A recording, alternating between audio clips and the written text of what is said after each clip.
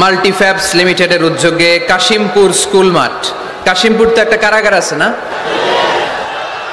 সকল প্রশংসার মালিককে, সকল ক্ষমতার উৎসকে। কেউ যেটা পারে না পারে কে, কেউ যেটা দেখে না দেখে কে, কেউ যেটা শোনে না শোনে কে। সে আল্লাহ তাআলার দরবারে আমরা শুকরগুজার হচ্ছি। সবাই পড়ে নিচ্ছি কালিমাতুশ শুকর, আলহামদুলিল্লাহ। মাল্টিফ্যাবস লিমিটেডের উদ্যোগে কাশিমপুর স্কুল মাঠ, কাশিমপুর তো একটা কারাগার আছে না? কোন দিকে? বায়ে। আচ্ছা আচ্ছা, আলহামদুলিল্লাহ। ওনারা শুনতে পাচ্ছে নাকি? আচ্ছা, আলহামদুলিল্লাহ। মাইক দেয় নাই? 80টা মাইক দিছেন? 80টা? তো যারা অসুস্থ এরা ঘুমাবে কেমনে এখন? আমি প্রায় বলি যে এই তাফসির মাহফিলগুলো ট্র্যাডিশন আমাদেরকে পরিবর্তন করে দিতে হবে। বাইরে খুব বেশি মাইকের দরকার নাই, আর দিলেও রাত 11টা 11:30টার পরে আর না, এবং 11:30টার মধ্যে পারলে মাহফিল ক্লোজ করে দেয়া, যাতে করে 12টার মধ্যে যে সবাই ঘুমিয়ে আবার ফজরের নামাজ জামাতে পড়ার দরকার আছে না নাই? জামাতে পড়ার দরকার আছে। এগুলো আমাদের খেয়াল রাখা দরকার। অন্যকে কষ্ট দিয়ে কিছু করা যাবে না। অনেকে অসুস্থ থাকে, আবার অনেক হিন্দু ভাইরা আছে, তাদেরকে জোর করে আমাদের তাফসির শোনানোর কোনো দরকার নাই। লা ইকরাহা ফিদ্দীন, দ্বীনে জবরদস্তি নাই, বাড়াবাড়ি নাই। This is the beauty of Islam. এটাই ইসলামের সৌন্দর্য। আমরা ইসলামের সৌন্দর্যকে প্রকাশ করব।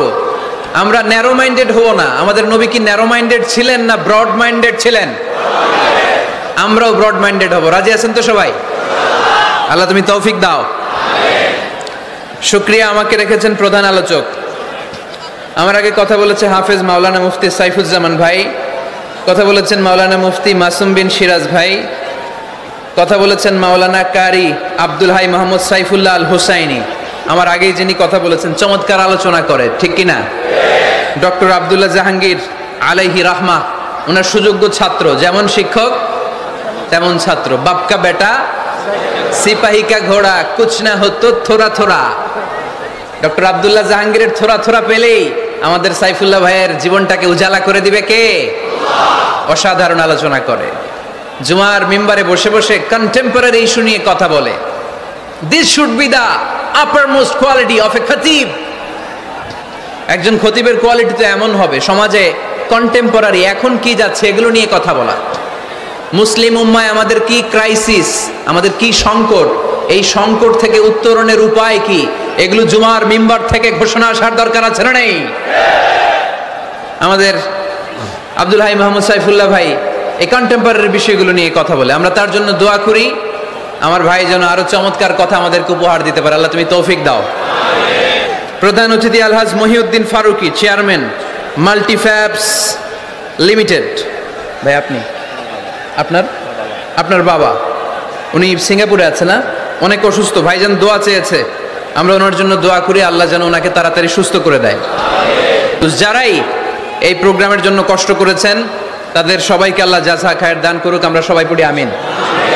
আর কথা বলা যাবে না। সম্মানিত সুধী, আমি চাইব অল্প কয়েক মিনিট যতক্ষণ কথা বলি আপনাদের কান দুটো খরগোশের মতো খাড়া করে আমার দিকে রাখতে হবে। পারা যাবে? মাশাআল্লাহ। আমাকে আমাদের ডাক্তার মেজবা ফারুকি ভাই অনেকদিন আগ থেকে ফোন আলাপ হয়, কথা বলে, একটা বিষয় দিয়েছে উনি, সূরা জুমআ আয়াত 10, এবং এই টপিকটা নিয়ে আমি কথা বলতে চাই। প্রতিটি জেলায় জেলায় যেখানে আল্লাহ তাআলা আমাদেরকে কাজের প্রতি উৎসাহিত করেছে, খেটে খাওয়ার জন্য উৎসাহিত করেছে, আমরা বসে বসে খেতে চাই না, তো আমরা নিজের পায়ে দাঁড়াতে চাই। কার পায়ে? আমরা স্বাবলম্বী হতে চাই। কি হতে চাই? কাজ করার অনেক সুযোগ আছে।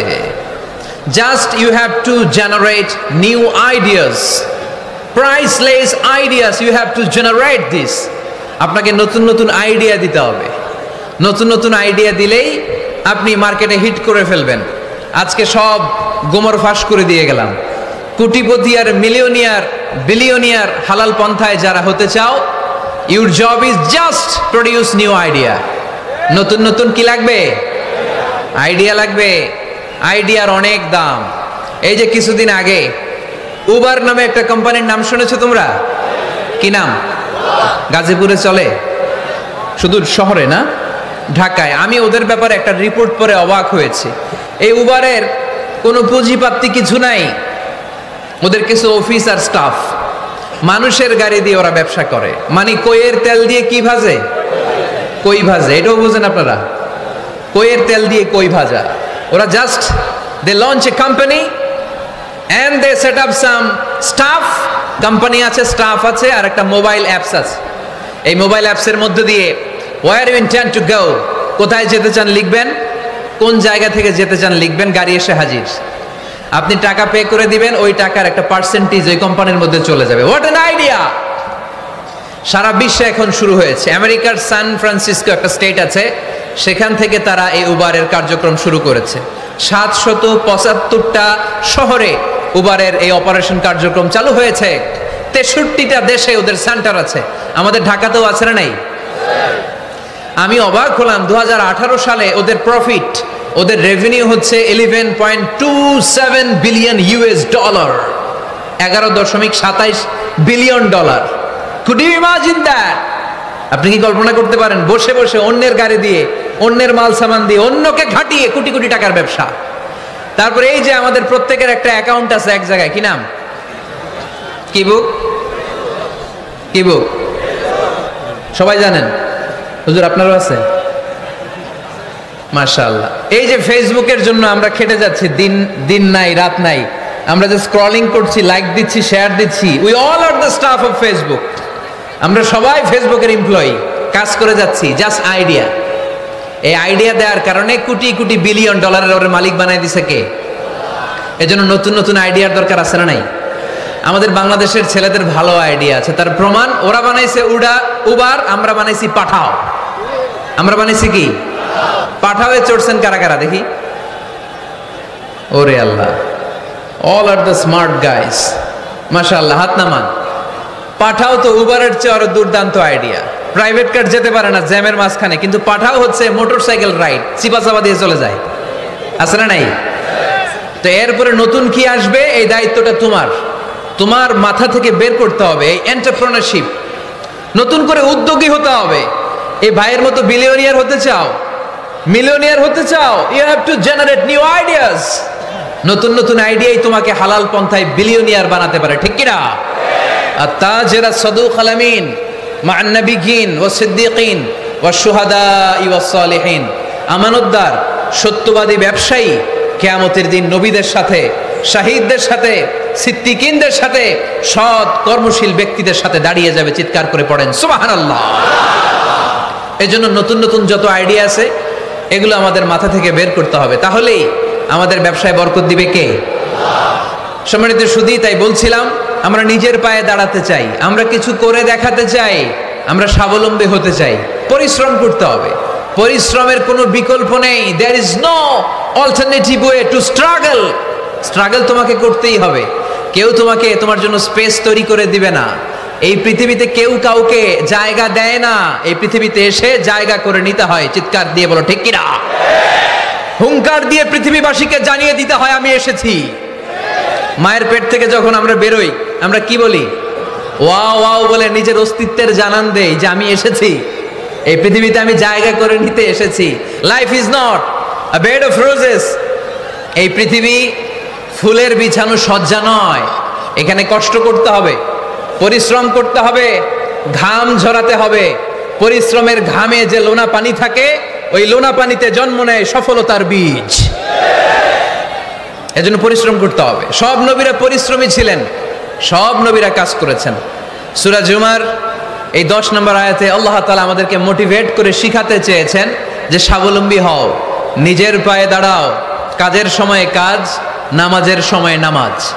আজকে এই স্লোগানটা এই মাহফিলের শুরুতে, মাঝখানে, শেষে বারবার বলে আমরা মুখস্থ করে নিয়ে যাব। কাজের সময় সবাই বলেন নাই তো? সবাই বললে তো এই প্যান্ডেল কাঁপতে শুরু করবে। কাজের সময় এইভাবে আওয়াজ করতে হবে, পারা যাবে? নামাজের সময়, কাজের সময়, নামাজের সময়, সিনেমা দেখার সময় দেখা যাবে না? কাজের সময়, নামাজের সময়, এটা মনে থাকবে? মুখস্থ করা যাবে তো? আল্লাহ রাব্বুল ইজ্জা সূরাতুল জুমার 10 নম্বর আয়াতে মূলত আমাদেরকে এই মেসেজটাই দিতে চেয়েছেন। কাজের সময় কাজ, নামাজের সময়। ফাইযা কুদিয়াতিস সালাতু ফান্তাশিরু ফিল আরদি ওয়াবতাগু মিন ফাদলিল্লাহ ওয়াযকুরুল্লাহা কাসীরান লাআল্লাকুম তুফলিহুন। সুবহানাল্লাহ পড়েন। আল্লাহ বললেন যখন তোমাদের নামাজ শেষ হয়ে যায়, ফাইদা কুদিয়াতিস সালাতু, যখন সালাত শেষ হয়ে যায়, ফান্তাশিরু ফিল আরদি, জমিনে ছড়িয়ে পড়ো, ওয়াবতাগু মিন ফাদলিল্লাহ, আল্লাহর দেয়া ফজল তালাশ করো, রিজিক তালাশ করো, ওয়াযকুরুল্লাহা কাসীরান, আল্লাহর জিকির বেশি বেশি করো, লাআল্লাকুম তুফলিহুন, তোমাদেরকে সফল বানায়া দিবে কে?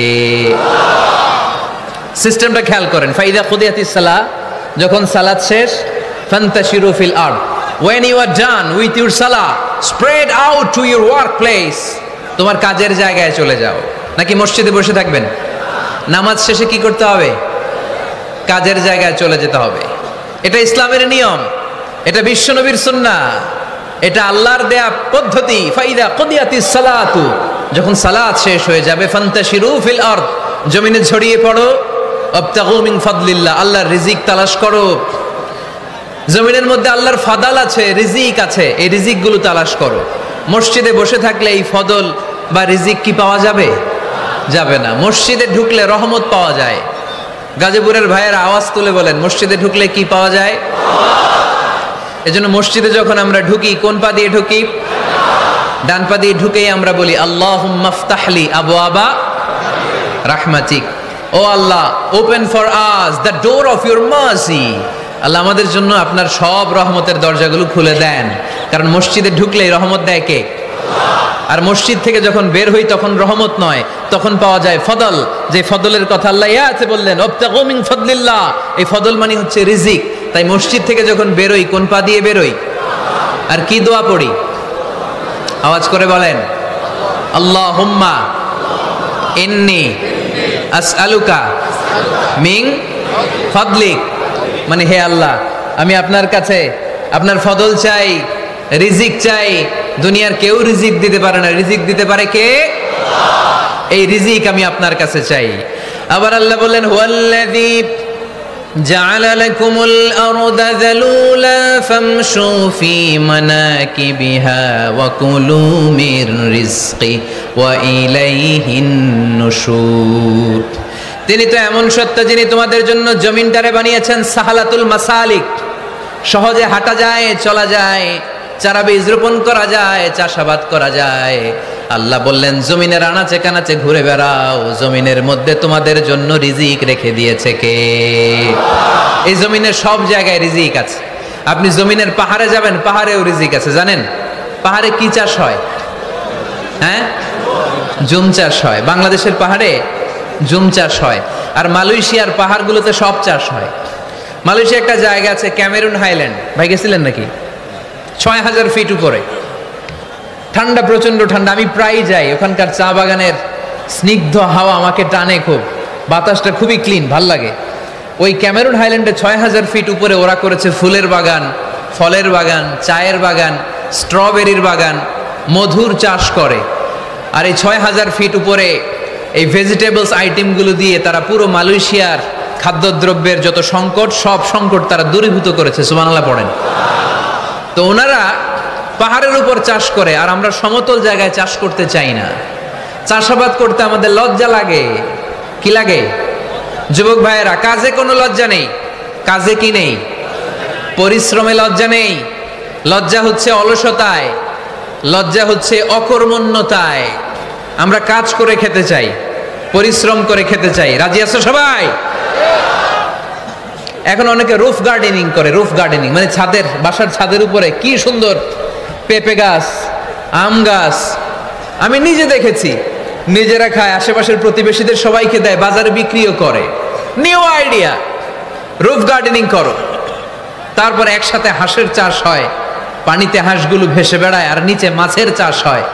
এরকম অনেক যুবক আছে যারা এগুলো করে করে স্বাবলম্বী হয়েছে। আমরা এগুলো করতে চাই না, আমাদের লজ্জা লাগে।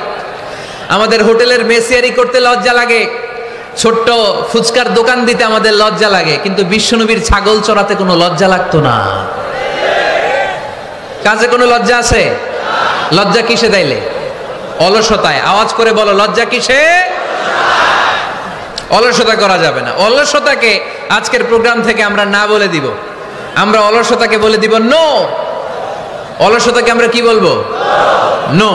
আমরা অলস হতে চাই না, আমরা খেটে খেতে চাই, ঘাম ঝরাতে চাই। পরিশ্রমের ঘামের লোনা পানিতে জন্ম নেয় সফলতার বীজ।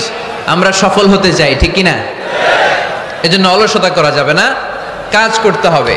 আল্লাহ রাসূল সাল্লাল্লাহু আলাইহি ওয়াসাল্লাম এবং সাহাবারা আমাদেরকে কাজের প্রতি উৎসাহিত করেছেন। সাইয়েদনা ওমর ফারুক রাদিয়াল্লাহু তাআলা আনহু, নাম শুনেছেন? কত নাম্বার খলিফা? সবাই বলেন। 1 নাম্বার খলিফার নাম কি? 2 নাম্বার খলিফার নাম? 3 নাম্বার? 4 নাম্বার? রিদওয়ানুল্লাহি তাআলা আলাইহিম আজমাইন। ওমর ফারুক সাধারণ কোনো সাহাবী ছিলেন না, তিনি এমন সাহাবী ছিলেন, বিশ্বনবী সাল্লাল্লাহু আলাইহি ওয়াসাল্লাম বলেছেন আমার পরে কোনো নবীও নাই, রাসূলও নাই, তবে আমার পরে যদি কেউ নবী হতো আমার ওমর নবী হয়ে যেত। বিশ্বনবী বলছেন লা নবিয়্যা বা'দি ওয়ালা রাসূলা, আমার পরে কোনো নবী নাই, রাসূল নাই। লাউ কানা বা'দি নাবিয়্যুন লাকানা উমর, তবে আমার পরে যদি নবী হওয়ার কোয়ালিটি আমার কোন সাহাবীর মধ্যে থেকে থাকে, আমার ওমরের মধ্যে সেই কোয়ালিটি আছে।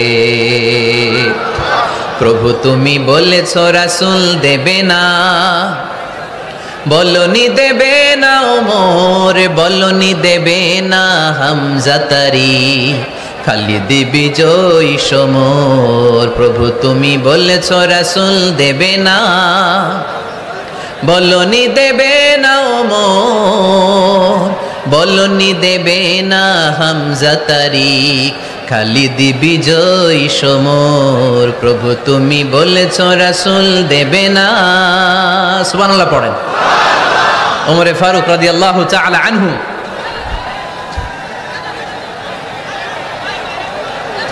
ভাইজান দোয়া করে দেই, কষ্ট হচ্ছে অনেক। শেষ করে দিব, আলোচনা শেষ করে দিব।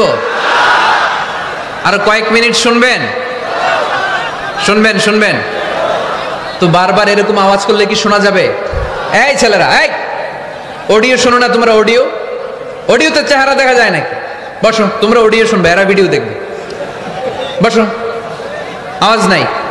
আমি শুরুতেই বলেছি কানগুলো খরগোশের মতো খাড়া করে শোনো। অডিও রেকর্ডের মধ্যে কি চেহারা দেখা যায়? এখানে যারা দেখতে পান ওই দিকে তাকা, ওই যে ওই যে ওখানে প্রজেক্টর আছে, আওয়াজ করা যাবে না। আলোচনার মাঝখানে বক্তাকে এত ডিস্টার্ব করলে বক্তা তার আলোচনার ফ্লো হারিয়ে ফেলে। সে কি বলছিল এটা সে ভুলে যায়। সে মাথার মধ্যে কি কি পয়েন্টস, কি কি মেসেজগুলো শেয়ার করার জন্য সে আগাচ্ছিল এটা সে ভুলে যায়। এজন্য আর কয়েক মিনিট কথা বলবো, আর কষ্ট দিব না আপনাদেরকে, একটু চুপ থাকবেন। দ্বিতীয় খলিফার নাম কি ছিল? সবাই বলেন, কি নাম? সাইয়েদনা ওমর ফারুক রাদিয়াল্লাহু তাআলা আনহু। উনারে মুনাফিকরা খুব ভয় পেত। কারা? মুনাফিক চিনেন তো? ভিতরে এক বাইরে আরেক, তার নাম? সবাই বলেন, ভিতরে এক বাইরে আরেক, তার নাম মুনাফিক। ইউযহিরু খিলাফা মা ইউবতিন, আরবিতে কি বলে? ইউযহিরু খিলাফা মা ইউবতিন, প্রকাশ করে একটা, ভিতরে আরেকটা। ভিতরে এক বাইরে আরেক, তার নাম? সবাই বলেন, ভিতরে এক বাইরে আরেক, তার নাম? আমরা কি মুনাফিক হতে চাই? এরা যখন যে সুবিধাজনক অবস্থানে থাকে তখন তার সাথে থাকে। ডান দিকে যে বলে আপনি ভালো, আমি আপনার দলের লোক। বায়ে যে বলে আরে না এটা খারাপ, আপনি ভালো, আমি আপনার দলের লোক। এরকম আছে না নাই? যখন যে ক্ষমতায় তখন তারে তেল মারে। যেদিকে বৃষ্টি আর তুফান ওইদিকে ছাতা ধরে। আছে না নাই? বাংলাদেশে একটা গান চলছিল কিছুদিন, শুনতাম, মধু হই হই বিষ হাবাইলা। সূরাতুল মুনাফিকুনের তাফসীর বোঝানোর জন্য এটা আমার জন্য খুব সহজ ছিল। মধু হই হই বিষ হাবাইলা। বলে মধু, বলে কি?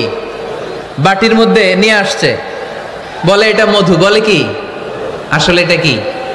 জোরে বলেন। আমরা কি মুনাফিক হতে চাই? না, আমরা কি হতে চাই?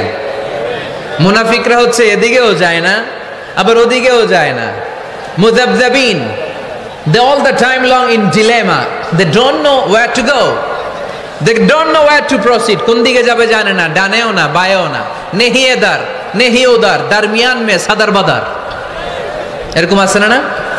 উপর দিয়া ফিটফাট, ভিতর দিয়া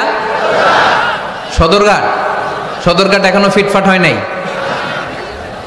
তো এই মুনাফিকের অবস্থা হচ্ছে উপরে ফিটফাট, ভিতরে সদরঘাট। আমরা কি মুনাফিক হতে চাই?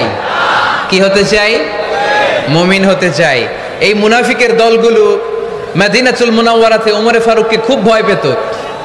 ওমরে ফারুককে দেখলে তারা থারথার করে কাঁপতো। শুধু মুনাফিকরাই নয়, খোদ ইবলিস শয়তানও সাইয়েদনা ওমরে ফারুককে দেখলে ভয় পেত।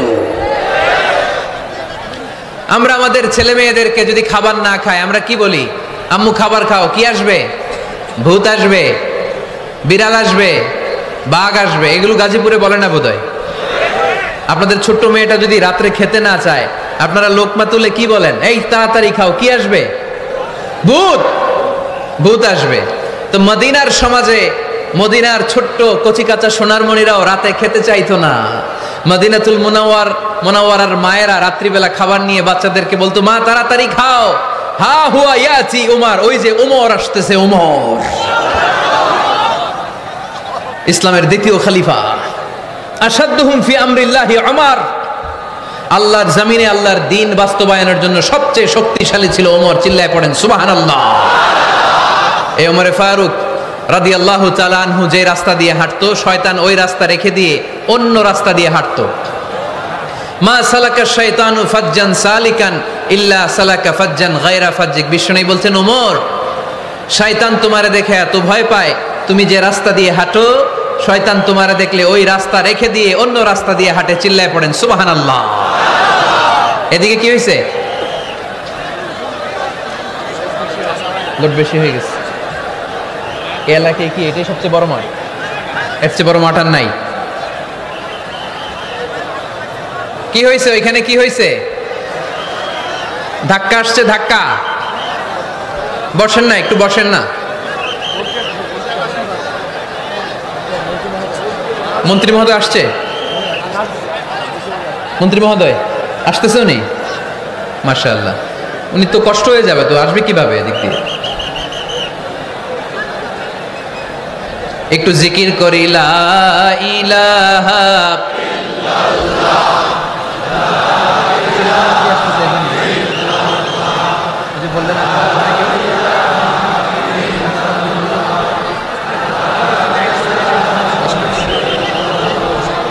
লা ইলাহা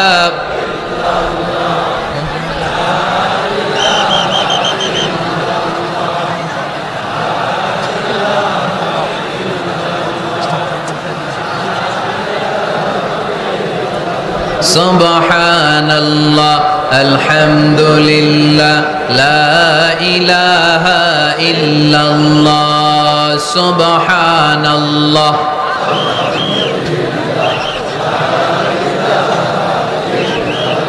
আল্লাহ নামের জিকির করবে যারা, আল্লাহর কাছে প্রিয় তারা। আল্লাহর কাছে প্রিয় যারা, জান্নাতে প্রবেশ করবে তারা। জোরে লা ইলাহা ইল্লাল্লাহ,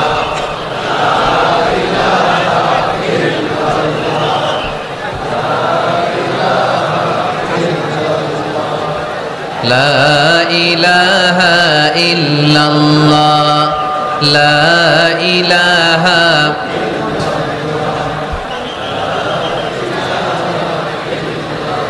লা ইলাহা ইল্লাল্লাহ মুহাম্মাদুর রাসূলুল্লাহ সাল্লাল্লাহু আলাইহি ওয়াসাল্লাম। সাইয়েদনা ওমর ফারুক মসজিদে নববীর ইমাম। মসজিদে নববীর কি ইমাম? আপনারা শুনতেছেন? এই ছেলেরা বসে যাও, বসে যাও, বসে যাও, বসে যাও। সাইয়েদনা ওমর ফারুক মসজিদে নববীর ইমাম। এদিকে তাকান, আমার দিকে তাকান। আমার দিকে তাকান। উনি প্রত্যেক নামাজের ইমামতি করতে আসতেন মসজিদে নববীতে। জোহরের নামাজে ইমামতি করলেন, ইমামতি করে দেখলেন নামাজ শেষ, সবাই বের হয়ে চলে যায়। এটাই ইসলামের নিয়ম, ঠিক কিনা? ফাইদা কুদিয়াতিস সালাতু ফান্তাশিরু ফিল আরদ ওয়াবতাগু মিন ফাদলিল্লাহ। নামাজের সময় খায়া ফেলাইছি, নামাজের সময় কাজের সময়, নামাজের সময় কাজের সময়। ফাইদা কুদিয়াতিস সালাহ, যখন নামাজ শেষ হয়, ফান্তাশিরু ফিল আরদ, জমিনে ছড়িয়ে পড়ো। এটা ইসলামের আইন। তার মানে আল্লাহ বোঝাতে চাইলেন নামাজের সময় মসজিদে চলে যাও। নামাজ যখন শেষ হয়ে যাবে, শিক্ষক চলে যাবে স্কুলে, কৃষক চলে যাবে ফসল খেতে, মেম্বার অব দ্য পার্লামেন্ট চলে যাবে সংসদ ভবনে, ব্যবসায়ীরা চলে যাবে শপিং মলে, ঠিক কিনা? কাজে চলে যাও। ওমরে ফারুক নামাজের ইমামতি করিয়ে নামাজ শেষ করলেন, সবাই চলে গেল। ইয়ামান দেশ থেকে আসা কিছু লোক গোল হয়ে বসে আছে, জিকির আজকার করে, ইবাদত করে। এরা যায় না। এরা কি করে না? যায় না। আসরের নামাজে সাইয়েদনা ওমরে ফারুক রাদিয়াল্লাহু তাআলা আনহু নামাজের ইমামতি করলেন, নামাজ শেষ, সবাই চলে যায়, এরা যায় না। মাগরিবের নামাজের পরেও এরা যায় না, এশার সালাতের পরেও এরা যায় না। এশার পরে উনি ধরলেন, মা বালুকুম মা খাতবুকুম, হোয়াটস রং উইথ ইউ ম্যান, তোমাদের কি সমস্যা? জোহর, আসর, মাগরিব, এশা প্রত্যেক সালাতের পরে সবাই যার যার কাজে চলে যায়, তোমরা যে যাও না, বাড়ি কই? বলে ইয়ামান। তো বসে থাকো কেন? কি করো? কই জিকির করি। কি করি? কি করি? জিকির আজকার করি, তাসবিহ তাহলিল পড়ি, ইবাদত করি। তো তোমরা যে যাও না, তোমাদের খাবার দেয় কে? খাবারের ব্যবস্থা হয় কোত্থেকে? তারা বলল, আমাদের জিকির দেখে, আমাদের বুজুর্গি দেখে আশেপাশের লোকেরা পাতিল ভরে খাবার নিয়ে আসে, ওই খাবার আমরা খাই। নাহনু আল মুতাওয়াক্কিলুনা আলাল্লাহ, আমরা আল্লাহর উপর তাওয়াক্কুল করে এখানে বসে থাকি। উমরে ফারুক বললেন, সর্বনাশ, তোমরা যদি মুতাওয়াক্কিলুনা আলাল্লাহ হও তাহলে কেমনে হবে? তোমরা তো মুতাওয়াক্কিলুনা আলাল্লাহ নাও, তোমরা হচ্ছে আল মুতাওয়াক্কিলুন বা'দুকুম আলা বা'দ, আল্লাহর উপর তাওয়াক্কুলকারী নয়। তোমরা যারা পাতিলের মধ্যে করে খাবার নিয়ে আসে তাদের উপর তাওয়াক্কুল করে বসে আছো, ঠিক কিনা? তোমাদের জিকিরও চলে, আবার মাথায় টেনশনও চলে, পাতিল কি ছোট আসবে না বড় আসবে, খাবারে আমার ভাগেরটা থাকবে কি থাকবে না, টেনশন আছে না নাই? কারণ অন্যের উপর নির্ভরশীল, নিজে রান্না করে নাই, নিজে তো বাজার করে নাই, নিজের তো অ্যারেঞ্জমেন্ট বলতে কিছু নাই, আরেকজন যা দিয়ে যাবে ওইটা খাবে। ওমরে ফারুক বুঝালেন, আরে বোকা, এটারে তাওয়াক্কুল বলে না। তোমার সাধ্যে যতটুকু আছে তার সবটুকুন করার পরে তুমি তাওয়াক্কুল করবে একজনের উপর, তিনি কে? এক সাহাবী বললেন, ইয়া রাসূলুল্লাহ, ইয়া হাবিবাল্লাহ সাল্লাল্লাহু আলাইহি ওয়াসাল্লাম, আমি অনেক দূর থেকে সফর করে এসেছি, এই যে আমার ওটের রশিটা, এটা ছেড়ে দিয়ে যদি আমি ঘুমিয়ে যাই, আল্লাহর উপর তাওয়াক্কুল করি, আমার ওটটা বসে থাকবে নাকি? বিষ্ণু বললেন, না, এটারে তাওয়াক্কুল বলে না। ওটের রশি রেখে দিয়ে ঘুমাইলে তোমার ওট দৌড় দিবে। এ আকিলহা সুম্মা তাওয়াক্কাল আলাল্লাহ, ওটের রশিটা আগে দড়ি দিয়ে ভালো করে গাছের সাথে বাঁধো, তারপরে তাওয়াক্কুল করবে একজনের উপর, তিনি কে? আগে বাঁধতে হবে, তারপরে তাওয়াক্কুল, আগে কাজ করতে হবে, তারপরে তাওয়াক্কুল। এক লোক বড় হুজুরের কাছে দোয়া চাইছে, হুজুর আপনি দোয়া করবেন আল্লাহ যেন আমার একটা ছেলে সন্তান দেয়। কি দেয়? কথা বুঝে নাই বোধহয়। কি দেয়? ছেলে সন্তান দেয়। তো হুজুর অনেক দোয়া করে দিয়েছে, বড় হুজুর, আল্লাহ তারে তুমি ছেলে সন্তান দিও। তো ছেলে সন্তান হয় নাই। তার পরের বছর এসে আবার হাজির, হুজুর একটু দোয়া করেন আমার জন্য আল্লাহ একটা ছেলে সন্তান দেয়। হুজুর আবার দোয়া করলেন, কিন্তু ছেলে আর হয় নাই। পরের বছর এসে আবার হাজির, হুজুর একটু দোয়া করেন। কি দোয়া করবো বাপ? বলে হুজুর দোয়া করেন আল্লাহ যেন আমার একটা ছেলে সন্তান দেয়। হুজুর আবার দোয়া করলেন। এর পরের বছর এসে আবার হাজির, কয় হুজুর ছেলে সন্তান। হুজুরকে ঘটনা কি? ঘটনা কি? এর সন্তান হয় না কেন? বললো বাবা তুমি কি বিয়ে করছো? কয় না। সন্তান হবে কোত্থেকে? আগে তো বিয়ের পর্বটা সার, তারপরে তাওয়াক্কুল করবি কার উপর? বিষ্ণু বললেন, তাগদু খেমাসান তারুহু বেতানান, পাখিগুলোর মতো যদি সকালবেলা তাওয়াক্কুল করে বের হয়ে যাও, প্রতিটা পাখি, আপনাদের গাজীপুর এলাকায় পাখির বাসা আছে নাকি? কি পাখি আছে? বাবুই পাখি, হ্যাঁ কি পাখি, সব আছে। তো এই পাখিগুলো এই গাজীপুরের বিভিন্ন গাছপালার উপরে যে নিড বানিয়েছে বাসা, দেখবেন সকাল বেলায় এই পাখিগুলো আল্লাহর উপর তাওয়াক্কুল করে বের হয়ে যায়। এই পাখিগুলো জানে কোন জায়গায় ওর রিজিক আছে। এই পাখিগুলোর রিজিকের ব্যবস্থা করলো কে? সারা দিন শেষে পাখিগুলো আবার ওদর পূর্তি করে এই পাখিগুলোর নিডে ফিরিয়ে দেয় কে? জানে না কোথায় খাবার আছে। আমাদের ফ্রিজ আছে, ফ্রিজ, ডিপ ফ্রিজ, 7 দিনের বাজার করে ডিপ ফ্রিজের মধ্যে খাবার রেখে দেই। পাখিদের ডিপ ফ্রিজ আছে নাকি? আমাদের টাকা বেশি ঘরের মধ্যে হয়ে গেলে ব্যাংকের মধ্যে অ্যাকাউন্টে ফেলে দিয়ে আসি। পাখিদের কোনো ব্যাংক অ্যাকাউন্ট আছে নাকি? তারুহু তাকদু খিমাসান তারুহু বিতানান। সকালবেলা পাখিগুলো কিচির মিচির আল্লাহর জিকির করে বের হয়ে যায়। বিকেলবেলা প্রতিটা পাখির পেটে খাবার দিয়ে আবার ফিরিয়ে দেয় কে? এটার নাম তাওয়াক্কুল। ওমরে ফারুক বললেন, তোমরা যা করছো এটা তাওয়াক্কুল নয়। নামাজের পরে বের হয়ে যাবা, আল্লাহর জমিন যে আবাদ করবা, কৃষি কাজ করবা, ব্যবসা করবা, বাণিজ্য করবা, চাকরি করবা, আবার নামাজের সময় ঘরে আসবা।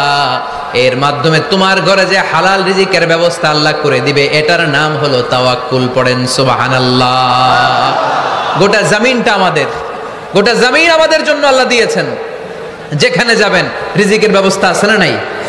আপনাদেরকে শোনাইছি না যে বাংলাদেশের পাহাড়ে কি চাষ হয়? ওখানে জুম রেখেছে আল্লাহ। মালয়েশিয়ার ক্যামেরুন হাইল্যান্ডে আল্লাহ ফলের বাগান, ফুলের বাগান রেখেছে। আবার আপনি সাগরের মধ্যে নামলে রিজিক আছে না নাই? কি আছে? মাছ। সুবহানাল্লাহ কইবেন না? ওয়ালাকাদ কাররামনা বানি আদম ফাহামালনাহুম ফিল বাররি ওয়াল বাহরি ওয়া রাযাকনাহুম মিনাত তাইয়্যিবাত। রব্বুল আলামিন বলেন, আমি পুরো বনি আদমকে সম্মানিত করেছি। জলে স্থলে সব জায়গায় মানব জাতিকে বিচরণের সুযোগ করে দিয়েছি। আর মানুষের জন্য আমি আল্লাহ হালাল রিজিকের ব্যবস্থা করেছি। সুবহানাল্লাহ পড়েন। হালাল রিজিকের ব্যবস্থা আল্লাহ করেছেন। এজন্য everyone should be energetic, everyone should be active. আমাদেরকে অ্যাক্টিভ হতে হবে, এনার্জেটিক হতে হবে। শ্রম করে করে, কষ্ট করে করে আমাদেরকে আগাতে হবে। স্রষ্টা আমাদেরকে একটা যুদ্ধে ঠেলে দিয়েছেন, সংগ্রাম করে করে আমাদেরকে বেঁচে থাকতে হয়, ঠিক কিনা? এই জমিনে যখন আমরা এসেছি তখনই আমি সংগ্রাম করেছি। বিশ্বাস করেন, একজন স্বামীর 1 ফোঁটা বীর্যের মধ্যে যদি 20 কোটি শুক্রাণু না থাকে, কয় কোটি? আরো জোরে। 20 কোটি শুক্রাণু যদি না থাকে, 20 কোটি বা 2 কোটি শুক্রাণু যদি না থাকে, তাহলে ওই শুক্রাণু থেকে কোনো মানব সন্তান মায়ের পেটে জন্ম নেয় না। তাহলে চিন্তা করেন, ওই 20 কোটি শুক্রাণুর মধ্যে আমি একটা শুক্রাণু, ঠিক কিনা? এতগুলো শুক্রাণু ডিম্বাণুকে আঘাত করে অ্যাক্টিভ হতে চেয়েছিল। ওই 2 কোটির মধ্যে বাকি সবগুলোরে হারিয়ে চ্যাম্পিয়ন হয়েছিলাম সেদিন মায়ের গর্ভে আমি। চিল্লায় বলো ঠিক কিনা? সেদিন আমার হাত ছিল না, সেদিন আমার পা ছিল না, আমার চোখ ছিল না, আমার রেসপিরেটরি সিস্টেম ছিল না, আমার ব্রেন সচল ছিল না, আমার মামা ছিল না, আমার দাদা ছিল না, আমার গায়ে শক্তি ছিল না। ওই কঠিন পরীক্ষায় যদি 2 কোটি কম্পিটিটরকে আমি হারিয়ে বিজয় লাভ করতে পারি, এই জমিনের বুকেও আমার কেউ হারাতে পারবে না। চিল্লায় বলো ঠিক কিনা? আমরা এসেছি বিশ্বকে জয় করার জন্য, জয় করার জন্য। আবার যখন মায়ের পেট থেকে বের হই, তখনও আমাকে সংগ্রাম করে বেরোতে হয়। এইখানে তোমরা আমার ছোট্ট সোনামণিরা সিজারে হইছো কারা কারা? দেখি সিজারে, যে হুজুর আমি সিজারে পৃথিবীতে এসেছি। হাত তোলো। কয়েকজন হাত তুলছে, মাশাআল্লাহ। ঠিক আছে, অসুবিধা নেই, হাত নামাও। এটা একটা প্রাকৃতিক নিয়ম। মায়ের পেট থেকে পৃথিবীতে আমরা এভাবে আসি। কেউ প্রাকৃতিক পদ্ধতিতে আসি, কেউ সিজারে আসি। যারা সিজারে আসছে তারা এই কষ্টটা সহ্য করে নাই, তাদের অন্য ধরনের স্ট্রাগল পৃথিবীতে আসার পরে। কিন্তু আমরা যারা নরমাল প্রসেসে এসেছি, সেই সময়টার কথা খেয়াল করেন। আমাদের দেহের সাইজ অনেক বড়, আমাদের ওজন অনেক বেশি, কিন্তু আমাদের মায়ের যেই অঙ্গটা দিয়ে আমরা পৃথিবীতে এসেছি, ওই জায়গাটা বড় সরু। খুব ছোট্ট একটা জায়গা দিয়ে এই বিশাল দেহ নিয়ে আমাকে সংগ্রাম করে আসতে হয়েছে, ঠিক কিনা? এবং এটা ল্যাবরেটরিক্যালি প্রুভড, সায়েন্টিফিক্যালি অ্যাটাস্টেড যে এটা একজন বাচ্চার জন্য, নবজাতক নিউ বর্ন বেবির জন্য খুবই স্বাস্থ্যকর, খুবই হেলদি। কারণ এই ছোট্ট জায়গাটা দিয়ে, মায়ের ওই ছোট্ট অঙ্গ দিয়ে আমরা যে পৃথিবীতে আসি, আমাদেরকে একটা চাপ সহ্য করতে হয়। ওই চাপের কারণে আমার নাকের ভিতরে, কানের ভিতরে যে ধরনের দূষিত গ্লিসারিন আছে, পদার্থ আছে, এগুলো সব বের হয়ে যায়। আর এই প্রচন্ড চাপটা আমাদের দেহটাকে কর্ম সহিষ্ণু হয়ে গড়ে তুলতে সাহায্য করে। কোন সুবহানাল্লাহ। নিয়ে আসেন এখানে, নিয়ে আসেন শেষের দিকে। এফিডেভিট নাই, পরে হবে। তাহলে আপনারা দায়িত্ব নিয়ে এফিডেভিট করবেন, শুধু শাহাদা পড়বে আমার হাতে। ঠিক আছে, ফাইন। সেই দিন আমরা স্ট্রাগল করে পৃথিবীর বুকে এসেছিলাম। যেদিন মায়ের পেট থেকে যুদ্ধ করে আমাকে পৃথিবীতে আসতে হয়েছে, ওই দিন আমার কান ছিল? এখনকার মতো কানের শক্তি ছিল? এখন যে হাতে শক্তি, ওই শক্তি ছিল? ওই কঠিন পরিস্থিতিতে যদি আমি সংগ্রাম করে টিকে থাকতে পারি, বর্তমান সময়ে আমাদেরকে কেউ আটকায় রাখতে পারবে না? পারবে না। ইন্নাকা কাদিহুন ইলা রাব্বিকা কাদাহান ফামুলাকি। আল্লাহ বললেন, ও বনি আদম, তোমাকে কষ্ট করতে করতে আমার কাছে আসতে হবে। আবার আল্লাহ বললেন, লাকাদ খালাকনাল ইনসানা ফি কাবাদ। আমি বনি আদমকে, দুনিয়ার সবগুলো মানুষকে কর্মসহিষ্ণু করে তৈরি করেছি। সুবহানাল্লাহ বলেন। কর্মসহিষ্ণু। আমাদের এক একজন মানুষ যে আমরা কতটা কষ্ট আর ধৈর্য সহ্য করতে পারি, আপনি কল্পনাও করতে পারবেন না। নর্মাল প্রসেসে আমাদের মা যেদিন আমাদেরকে ডেলিভারি দিয়েছিলেন, তখন আমাদের মা 57 ইউনিট প্লাস। সুস্থ মানুষ ব্যথা সহ্য করতে পারে 45 ইউনিট। কত ইউনিট? কিন্তু আমাদের মা যেদিন আমাদেরকে দুনিয়ার বুকে এনেছিলেন, সেদিন আমার মা, আপনার মা ব্যথা সহ্য করেছিল 57 ইউনিট প্লাস, 57 ইউনিটেরও বেশি। এই ব্যথাটা সাধারণ কোনো ব্যথা নয়। একটা অ্যাক্সিডেন্টে আপনার দেহের 20টা হাড় বা হাড্ডি ভেঙে গেলে যত ব্যথা, তার চেয়েও বেশি ব্যথা আমার মা সহ্য করেছিলেন। আমার মাকে ওই দিন এই ব্যথাগুলো সহ্য করার তৌফিক দিয়েছিলেন কে? তাহলে কি পরিমাণে কষ্ট সহিষ্ণুতা আর কর্ম সহিষ্ণুতা নিয়ে যে আমরা জন্মাই, আমাদের কোনো ধারণাই নাই। এজন্য আমি প্রায় বলি, ছেলে মেয়েদেরকে, সন্তানকে ননির পুতুল করে গড়ে তুলবেন না। ছেলে মেয়েদেরকে কষ্ট সহিষ্ণু করে গড়ে তোলেন। প্রতিকূল পরিবেশে কি করে নিজের অস্তিত্ব জানান দিতে হয়, এমন করে আমরা আমাদের মুসলমান সন্তানদেরকে গড়ে তুলবো। চিল্লায় বলেন ঠিক কি না? আমরা বলছিলাম কাজের সময়, আরো জোরে বলতে হবে, কাজের সময়, নামাজের সময়, আর ভরসা করতে হবে একজনের উপর। তিনি কে? কাজে কোনো লজ্জা আছে? লজ্জা কিসে? অলসতায়। আমরা অলস হতে চাই না। রসুল বাত্তালে দুক্কানু শয়তান, অলস মস্তিষ্ক শয়তানের আড্ডাখানা। আমরা নিজের পায়ে দাঁড়াতে চাই, আমরা স্বাবলম্বী হতে চাই, আমরা সাস্টেইনেবল ডেভেলপমেন্ট গোলের পক্ষে, আমরা মিলেনিয়াম ডেভেলপমেন্ট গোলের পক্ষে, আমরা বাংলাদেশকে উন্নতির শিখরে নিয়ে যাওয়ার পক্ষে। চিল্লায় বলেন ঠিক কি না? আমরা আগে দুনিয়ার কল্যাণ চাই, এটা ইসলামের নিয়ম। আগে কি আখেরাত চাই না আগে দুনিয়া চাই? জোরে বলেন। আরে দুনিয়াতে ভালো থাকলেই তো আখেরাতে ভালো থাকবেন। এজন্য আল্লাহ আমাদেরকে শিখালেন, পড়ো রব্বানা আতিনা ফিদ দুনিয়া হাসানাহ ওয়া ফিল আখিরাতি হাসানাহ ওয়া কিনা আযাবান নার। আয় আমাদের রব, এই দুনিয়ার বুকে আপনি আমাদেরকে কল্যাণ দেন, আখিরাতের বুকে আপনি আমাদেরকে কল্যাণ দেন, আগুনের শাস্তি থেকে আল্লাহ আপনি আমাদেরকে বাঁচিয়ে দেন। পড়ে না আমিন। তাহলে আগে দুনিয়া, তবে দুনিয়াকে হৃদয়ে স্থান দেয়া যাবে না। দুনিয়াকে বশ করে হাতে নিব, কিন্তু হৃদয়ে থাকবে আখিরাত। জোরে বলতে হবে ঠিক কি না? নিজ হাতে উপার্জিত সম্পদের চেয়ে শ্রেষ্ঠ কোনো সম্পদ আর হতে পারে না। আমার দিনমজুর ভাইয়েরা, কুলি মজুর ভাইয়েরা, রিকশাওয়ালা ভাইয়েরা, ফ্যাক্টরি ওয়ার্কার যারা, আপনারা আল্লাহর কাছে অনেক সম্মানিত। আপনাদের উপার্জন হালাল। আপনাদের এক পা এমনি জান্নাতে ঢুকে আছে।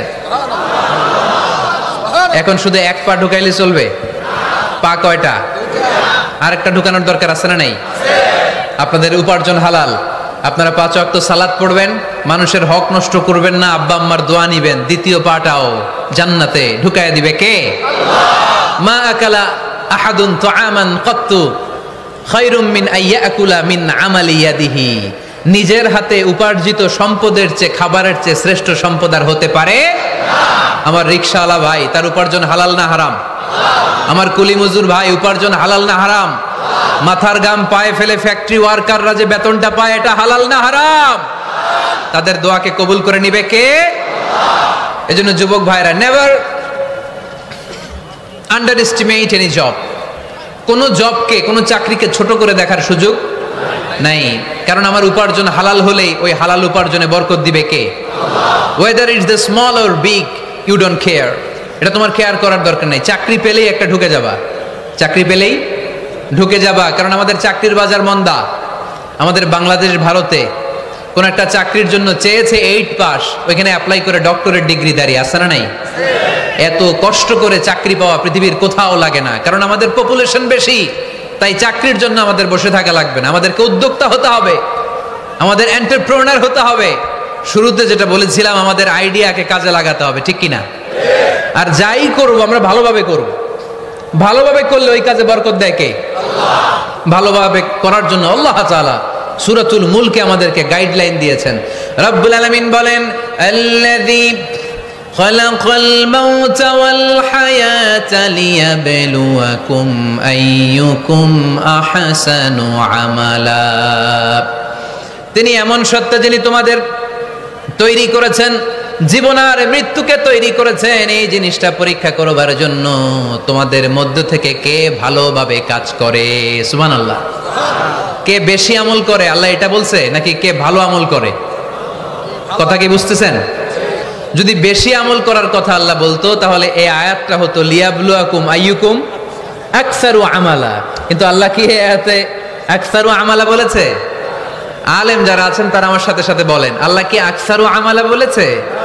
আল্লাহ কি বলেছে? লিয়াবলুয়াকুম আইয়ুকুম আহসানু আমালা, কে ভালো করে কাজ করে উইথ প্রফেশনালিজম। আপনি যেটাই করেন না কেন, আপনাকে প্রফেশনালিজমের সাথে করতে হবে, তাহলে ওই কাজে বরকত দিবে কে? ছোট হোক বড় হোক, এটা কোনো সমস্যা? যাই করি না কেন কিভাবে করব? ভালোভাবে। আওয়াজ করে বলেন, কিভাবে করব? যে কোনো কাজ করো না ভাই, যে কোনো কাজ করো, তা যেন হয় সবার চেয়ে সবচেয়ে সুন্দর। যে কোনো কাজ করো না ভাই, যে কোনো কাজ করো, তা যেন হয় সবার চেয়ে সবচেয়ে সুন্দর। হোক না সেটা পড়া লেখা, রঙের ভাষায় ছবি আঁকা, হোক না সেটা পড়া লেখা, রঙের ভাষায় ছবি আঁকা, হোক না সেটা সামান্য কাজ কিংবা মহত্তর, তা যেন হয় সবার চেয়ে সবচেয়ে সুন্দর। যে কোনো কাজ করো না ভাই, যে কোনো কাজ করো, তা যেন হয় সবার চেয়ে সবচেয়ে সুন্দর। চিৎকার করে বলতে হবে, ঠিক কিনা? যাই করি না কেন সেটা যেন সবচেয়ে সুন্দর হয়। You have to make the best out of you, you have to try you level best. তোমার সাধ্যের যতটুকু আছে তার সবটুকু করতে হবে, বাকি বরকত তার কল্যাণ আমাদেরকে দান করবে কে? বিষ্ণু ঈসা ইসলাম কখনো অলসতাকে উৎসাহিত করেন নাই, ভিক্ষাবৃত্তিকে উৎসাহিত করেন নাই, তিনি পরিশ্রমকে অ্যাপ্রিশিয়েট করেছেন। এক সাহাবী রাদিয়াল্লাহু তাআলা আনহু এসে বললেন, ইয়া রাসূলুল্লাহ, আমাকে কিছু দান করেন, আ'তিনি শাইআন। বিষ্ণু বললেন, তুমি ভিক্ষা করো, তোমার ঘরে কিছু নাই? সাহাবী বললেন, লা ইয়া রাসূলুল্লাহ, কিছু নাই। বিষ্ণু ঈসা ইসলাম আবার প্রশ্ন করলেন, কিছুই নাই? সে বলল, হ্যাঁ আছে। কি আছে? একটা জামা আছে, জামা, আর আছে একটা পানি খাওয়ার জগ। দুইটা জিনিস আছে, একটা কি আর একটা পানি খাওয়ার জগ। বিষ্ণু বললেন, দুইটা নিয়ে আস। সাহাবী রাদিয়াল্লাহু তাআলা আনহু জামার জগ নিয়ে এসে বিষ্ণু ঈসা ইসলামের হাতে দিলেন। বিষ্ণুনবী জামার জগটা ধরে বললেন, মাইয়াশতারি হাযাইন, কে আছো আমার সাহাবীদের মধ্যে এই দুইটা জিনিস কিনতে চাও? এক সাহাবী দাঁড়িয়ে বললেন, ইয়া রাসূলুল্লাহ, ইয়া হাবিবাল্লাহ, আনা আশতারিহিমা বিদিরহাম। এই দুইটা জিনিস, একটা জামা, একটা পানি খাওয়ার জগ, আমি 1 দিরহাম দিয়ে কিনে নিতে চাই। পড়েন সুবহানাল্লাহ। বিশ্বনবী বললেন, 1 দিরহাম তো কম হয়ে যায়, 1 দিরহামের চেয়ে বেশি দিয়ে কেনার মতো যদি কেউ থাকে একটু হাত তোলো। মাইয়াজিদু আলা যালিক, এর চেয়ে বেশি দাম দিয়ে কেনার মতো কেউ আছো নাকি? আরেক সাহাবী হাত তুলে বললেন, ইয়া রাসূলুল্লাহ, ইয়া হাবিবাল্লাহ, আশতারিহিমা বিদিরহামাইন, আমি 1 দিরহাম নয়, আপনার সম্মানে 2 দিরহাম দিয়ে জিনিসগুলো কিনে নিতে চাই। 2 দিরহাম। বিষ্ণু বললেন, ওকে ফাইন, ডান, 2 দিরহামে বিক্রি হয়ে যাবে। দিয়ে দেওয়া হলো। 2 দিরহাম নিয়ে বিষ্ণু ঈসা ইসলাম ওই আগন্তুক ভিক্ষুক সাহাবীর হাতে দিয়ে বললেন, যাও, 1 দিরহাম দিয়ে তোমার পরিবার পরিজনদের জন্য খাবার কিনে নিয়ে যাও, আর 1 দিরহাম দিয়ে একটা কুঠার কিনে নিয়ে আসো। কি কিনে নিয়ে আসো? সবাই বলেন। কুঠার চিনেন আপনারা? কুঠার দিয়ে কি করে? গাছ কাটে। ওই সাহাবী আরেক দিরহাম দিয়ে একটা কুঠার কিনে নিয়ে আসলেন। বিশ্বনবী সাল্লাল্লাহু আলাইহি ওয়াসাল্লাম নিজ হাতে ওই কুঠারের একটা হাতল লাগাই দিলেন। সুবহানাল্লাহ পড়তে পারলেন না মজা করে? হাতল ছাড়া কুঠার ধরা যায়? ধরা যায় না। বিশ্বনবী কাঠের একটা হাতল লাগাই দিলেন। এই হাতলটা দিয়ে বিশ্বনবী বললেন, try to imagine the attitude of the last messenger Muhammad সাল্লাল্লাহু, he changed the world for the better and made us better creature. তার নাম কি? কি নাম? He was Muhammad sallallahu alayhi wa sallam. Muhammad, mercy upon mankind, teacher of all mankind. Abul Qasim, Ya Habibi, Ya Muhammad, Ya Shafi'i, Ya Muhammad, Khairu Khalqillahi Muhammad, Ya Mustafa, Ya Imam al-Mursalin, Ya Mustafa, Ya Shafi'i al-Alamin. Padhan shobai?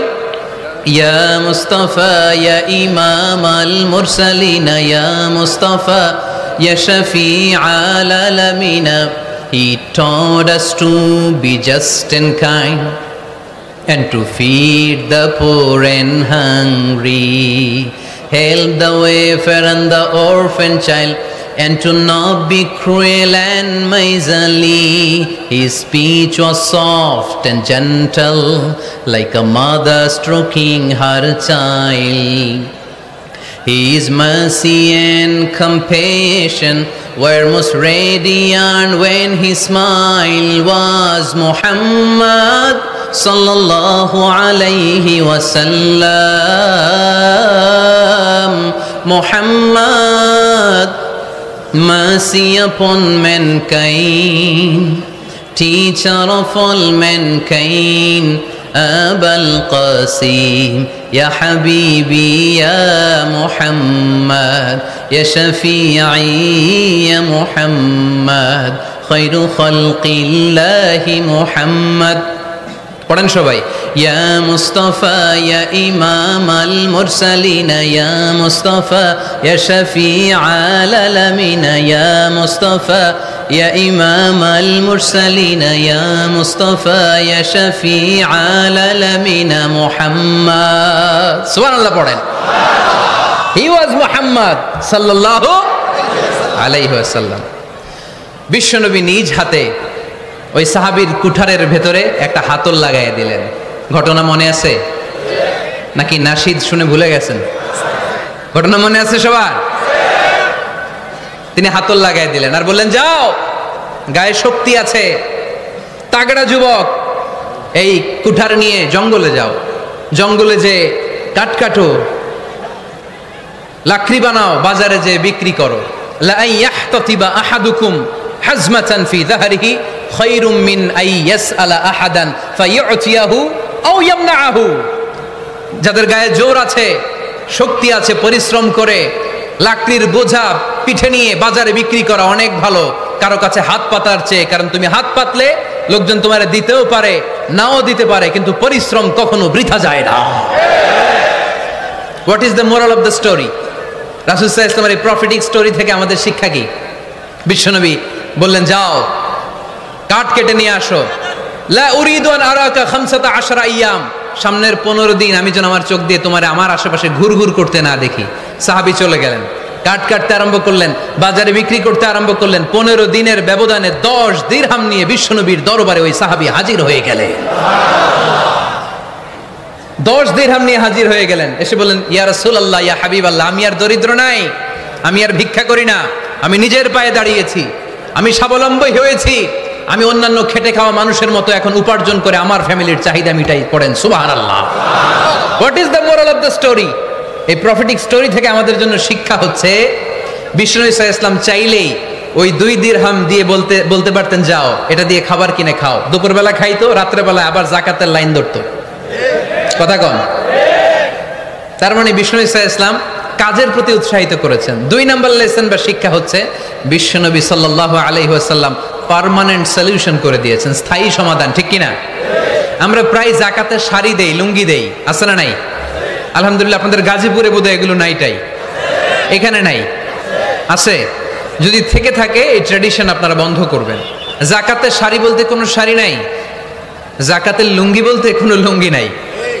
কারণ জাকাতের শাড়ি আর জাকাতের লুঙ্গি যদি আপনি বিতরণ করেন আর সামান্য soybean তেল আর চাল ডাল যদি আপনি প্যাকেট করে দিয়ে দেন, তাহলে 1 মাস পরে আবার যে সে আরেক জায়গায় জাকাতের লাইনে দাঁড় হয়ে যাবে। চিল্লা এখন, ঠিক কিনা?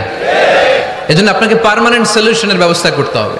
আমি সব জায়গায় বলি যে প্রতিটি জেলার বিজনেস ম্যাগনেট যারা আছেন তারা সবাই মিলে একটা জাকাত ম্যানেজমেন্ট প্ল্যাটফর্ম গড়ে তুলুন।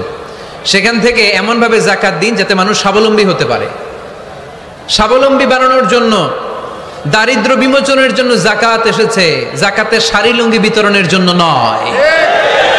আর জাকাতের শাড়ি এত পাতলা, মশারি কি পাতলা, এর চেয়েও পাতলা। দেখছেন কখনো?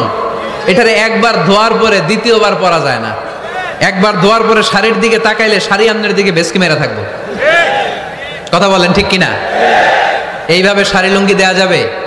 এভাবে তো শাড়ি লুঙ্গি বিতরণ করলে যারা লাইন ধরে জাকাত নিতে আসলো এই আল্লাহর বান্দাদেরকে অপমান করা হয়। আর আল্লাহ বললেন ওয়ালাকাদ কাররামনা বানি আদম, আমি পুরো বানি আদমকে সম্মানিত করেছি। ফেরেশতার সম্মান বেশি না মানুষের? বুঝে শুনে বললেন, কার? তুমি মাটির আদমকে প্রথম সৃষ্টি করিয়া ঘোষণা করিয়া দিলে শ্রেষ্ঠ বলিয়া, তাই তো নূরের ফেরেশতা করে আদমকে সেজদা। সুবহানাল্লাহ পড়েন। তাই তো নূরের ফেরেশতা করে আদমকে সেজদা, সবার চেয়ে সম্মান দিলে মাটির আদমকে। পড়েন আল্লাহু আল্লাহু তুমি জাল্লে জালালুহু, শেষ করা তো যায় না গে তোমার গুণগান। আল্লাহু আল্লাহু, সুবহানাল্লাহ পড়েন। আহা, মানুষের মর্যাদা সবচাইতে বেশি। এজন্য জাকাত যারা নিতে আসে তাদেরকে অপমান করা যাবে না। এর কারণ জাকাত দিয়ে আপনি কোনো করুণা করেননি, বরং ওরা জাকাত নিয়ে আপনাকে এই ফরজ ইবাদত করার সুযোগ করে দিয়ে আপনার প্রতি করুণা করে গিয়েছে। আওয়াজ করে বলেন ঠিক কি না? অনেকে মনে করে আমি জাকাত দিয়ে আমি মনে হয় দয়া করছি, আমি মনে হয় করুণা করছি। আচ্ছা, যারা গরিব ওরা যদি জাকাত না নেয় ওর সমস্যা আছে? নিমুনা জাকাত। কিন্তু আমি যদি বলি দিমুনা, আমার খবর আছে না নাই? আমার জন্য দেয়া ফরজ, ওর জন্য নেয়া ফরজ না। তাই আমি দিয়ে করুণা করিনি, ও আমার কাছ থেকে জাকাত নিয়ে জাহান্নামের আগুন থেকে আমাকে বাঁচিয়ে ও আমাকে দয়া দেখিয়েছে।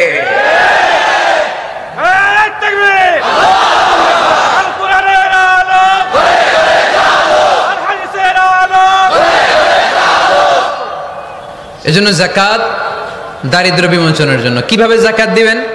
আপনি জাকাতের টাকা দিয়ে খেয়াল করবেন, একটু ক্রস চেক করে নিতে হবে, ডবল চেক করে নিতে হবে। যেই ফ্যামিলিতে জাকাত দিবেন কর্মক্ষম উপার্জনের মতো করতে পারে এরকম ছেলে আছে কিনা, থাকলে ওর একটা অটো রিক্সা কিনে দেন, সিএনজি কিনে দেন। ওই সিএনজি চালিয়ে ওর ফ্যামিলিটা দিব্যি চলে যাবে, ঠিক কিনা? ওর একটা অস্ট্রেলিয়ান গাভী কিনে দেন, ওই গাভীর দুধ বিক্রি করে ফ্যামিলিটা স্বাবলম্বী হয়ে যাবে, ঠিক কিনা? লক্ষ্মীপুরে আমি ওয়াজ করলাম, বললো হুজুর আমরা এইভাবে একটা জাকাত ম্যানেজমেন্ট প্ল্যাটফর্ম গড়ে তুলেছি, এখানে আমরা টাকা জমিয়ে জমিয়ে আমাদের এলাকার যে সমস্ত ছেলেগুলো কর্মক্ষম, তাদের ঘরে টাকা পয়সা নাই, আমরা জাকাতের টাকা দিয়ে ওদেরকে প্রবাসী বানিয়ে দেই, বিদেশে পাঠিয়ে দেই। ওর কষ্ট অর্জিত সম্পদ দিয়ে ওর ফ্যামিলি এখন দেদারসে চলছে, কোনো জাকাতের লাইনে যে তারা নিজেদেরকে আর অপমান বোধ করছে না। এইভাবে জাকাত দিতে হবে। দিলটার একটু খোলেন, হাতটার একটু খোলেন, তাহলে হৃদয়টারে খুলে দিবে কে? দে জাকাত, দে জাকাত তোরা দে রে জাকাত, দে জাকাত, দে জাকাত তোরা দে রে জাকাত। তোর দিল খুলবে পরে, আগে খুলু খাত। দে জাকাত, দে জাকাত তোরা দে রে জাকাত। পড়েন আমিন। এই জাকাতের মাধ্যমে আমরা আমাদের বাংলাদেশকে স্বাবলম্বী করতে চাই। রাজি আছেন সবাই? সংঘবদ্ধ প্রচেষ্টায় জাকাত আদায় করতে রাজি আছেন? বিশ্বনবী সাল্লাল্লাহু আলাইহি ওয়াসাল্লাম চাইলে এই 2 দিরহাম দিয়ে বিদায় করে দিতে পারতেন, কিন্তু বিশ্বনবী সাল্লাল্লাহু আলাইহি ওয়াসাল্লাম তাকে কাজের প্রতি উৎসাহিত করলেন, পার্মানেন্ট সলিউশন দিলেন। এজন্য অলসতার সাথে ইসলামের কোনো সম্পর্ক আছে? আওয়াজ করে বলেন, অলসতার সাথে সম্পর্ক আছে? অলসতাকে যেন আজকে আমরা কি বলে দিছিলাম? ভুলে গেছি। আরো জোরে। অলসতাকে আজকে আমরা নো বলে দিচ্ছি, আমরা কর্মক্ষম। আরে অলস তো হয় মুনাফিকেরা, অলস হয় কারা? وَإِذَا قَامُوا إِلَى الصَّلَاةِ قَامُوا كُسَالَى يُرَاءُونَ النَّاسَ وَلَا يَذْكُرُونَ اللَّهَ إِلَّا قَلِيلًا। সুবহানাল্লাহ পড়েন। মুনাফিকরা যখন নামাজে দাঁড়ায় অলস হয়ে দাঁড়ায়, সোজা হয়ে দাঁড়ায় না। মসজিদে নববীর কাতারগুলোর মধ্যে মুমিনদের সাথে যখন মুনাফিকেরা দাঁড়াতো, অলসের মতো দাঁড়াতো, দেয়ালের মধ্যে হেলান দিয়ে দাঁড়াতো। এরকম আছে না অনেকে অলস? কিন্তু আমরা যারা মুমিন, আমরা নামাজে দাঁড়ালে কি আমাদের হৃদয়ে অলসতা আসে নাকি হৃদয়টা সজীব হয়ে ওঠে? আমাদের হৃদয়কে নামাজে দাঁড়ালে সজীব করে দেয় কে? কিদুশ শাইতানু আলা কাফিয়াতি রাসি আহাদিকুম ইযা হুয়া নাম। আমরা যখন রাতে ঘুমোতে যাই, শয়তান আমাদের মাথার পিছনে অলসতার 3টা গিট মারে। কি মারে? এই যে রশি দিয়ে এরকম বাঁধে, যে এটার গাজীপুরে আপনারা কি বলেন? গিট্টু। হ্যাঁ, গিট্টু। আচ্ছা, তো শয়তান আমরা যখন ঘুমোতে যাই আমাদের মাথার পেছনে অলসতার 3টা গিট্টু মারে। আমরা যখন ঘুম থেকে উঠে ফাইনিস্তাইকাযা ওয়া যাকারাল্লাহ, ঘুম থেকে ওঠার দোয়া পড়ে আলহামদুলিল্লাহিল্লাযী আহইয়ানা বা'দা মা আমাতানা ওয়া ইলাইহিন নুশুর, আমরা ঘুমালেই 3টা গিট্টু মেরে শয়তান একটা মন্ত্র পড়ে দেয়, আলাইসা লাইলুন তাওয়িলুন ফারকুদ। আরে ঘুমা, অনেক লম্বা রাত। আরে ঘুমা, অনেক লম্বা রাত। আরে আরামসে ঘুম মার, অনেক লম্বা রাত। এই মন্ত্র পড়ে 3টা গিট মারে। আমরা যখন ঘুম থেকে উঠে ঘুমের দোয়া পড়ে ফেলি, একটা গিট্টু খুলে দেয় কে? আল্লাহ। আবার ঘুম থেকে উঠে দোয়া পড়ার পরে ফাইদা তাওয়াদ্দা ইন হাল্লাত উকদা, ওয়াশরুমে ঢুকে ইস্তেনজা করে যখন আমরা ওযু করে ফেলি, অলসতার 2য় গিট্টু খুলে দেয় কে? আল্লাহ। ফাইন সাল্লাত ইন হাল্লাত উকদা, ওযু করার পরে মুসাল্লা বিছিয়ে যখন নামাজের জন্য দাঁড়িয়ে যায়, অলসতার 3 নাম্বার গিট্টুটাও খুলে দেয় কে? আল্লাহ। ফাসবাহা নাশীতান তাইয়িবান নাফস, he become enthusiastic, he become very active, he become very energetic। বিষ্ণু ঈসা ইসলাম বললেন তখন সে এনার্জেটিক হয়ে ওঠে, অ্যাক্টিভ হয়ে ওঠে, সজীব হয়ে ওঠে। তাহলে সালাত আমাদেরকে অলস বানায় না, সালাতে আমরা সজীব হই। সালাতে অলস হয় যারা মুনাফিক, তারা চিল্লায় বলেন ঠিক কি না? এজন্য বিষ্ণু বললেন কাজে লজ্জা নাই, আমি কাজ করে খাই। মা বাসাল্লাহু নাবিয়ান ইল্লা রাআল গনাম। বুখারীর বর্ণনায় বিশ্বনবী বললেন পৃথিবীর বুকে এমন কোন নবী নাই যেই নবীকে দিয়ে আল্লাহ ছাগল চড়ায় নাই। সুবহানাল্লাহ পড়েন। মা বাসাল্লাহু নাবিয়ান ইল্লা রাআল গনাম, ছাগল চড়ায় নাই এমন কোন নবী পৃথিবীতে আসে? সাহাবারা বললেন ইয়া রাসূলুল্লাহ, বলেন কি? আপনিও আপনিও আপনিও ছাগল চড়িয়েছেন? বিষ্ণু বললেন নাআম, নাআম আমিও।